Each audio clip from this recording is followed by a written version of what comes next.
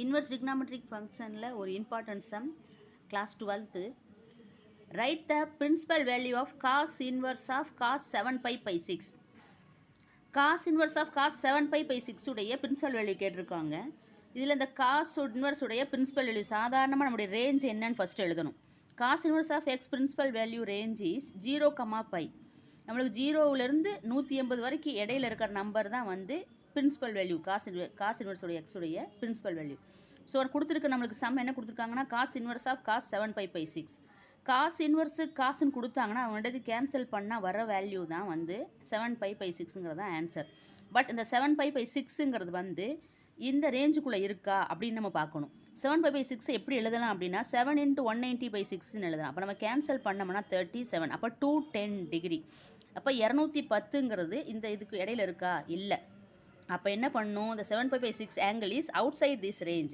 இந்த ரேஞ்சுக்கு வெளியே இருக்குது. அப்போ நம்ம என்ன பண்ணணும்னா இந்த ரேஞ்சுக்குள்ளே இருக்கிற மாதிரி கொண்டு வரணும். அதுக்கு என்ன நம்ம பண்ணலாம் அப்படின்னா டிக்னாமெட்ரிக் ஐடென்டிட்டியை யூஸ் பண்ணலாம்.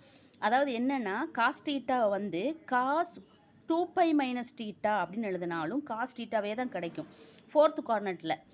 அதாவது நம்மளுக்கு வந்து டிக்னாமெட்ரிக் கோஆர்டினேட் ஃபார்முலான்னு ஒரு இது இருக்குது. பார்த்தீங்கன்னா இதான் டிக்னாமெட்ரிக் கோஆர்டினேட் ஃபார்முலா அப்படின்னு சொல்லி ஒன்று இருக்குது. இதில் என்ன first quadrant, second quadrant, third quadrant and 4th quadrant இருக்கும்.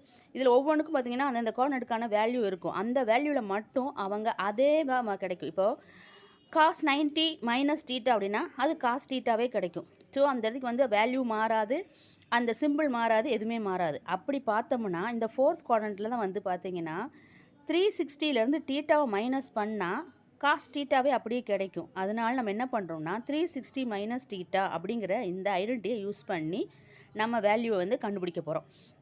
அப்போ பார்த்தீங்கன்னா என்னது cos theta equal to cos 360 - தீட்டாவுக்கு காஸ் தீட்டாவே கிடைக்கும். ஸோ இந்த தீட்டாங்கிற இடத்துல வந்து நம்ம என்ன வேல்யூ போட போகிறோம்? 7 pi by 6ங்கிறத சப்ஸ்டியூட் பண்ண போகிறோம்.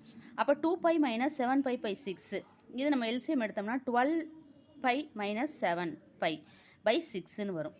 அப்போ 12லேருந்து 7 போச்சுன்னா 5 by 6. இப்போ இந்த வேல்யூ வந்து 5 by 6ங்கிறது வந்து நம்மளுக்கு இதுக்குள்ளே அடங்குமா, அந்த ரேஞ்சுக்குள்ளே அடங்குமா அப்படின்னா கண்டிப்பாக அடங்கும். ஏன் அப்படின்னா இதோட வேல்யூ வந்து 150 தான். 5 by 6ஓட வேல்யூ வந்து பார்த்திங்கன்னா 150.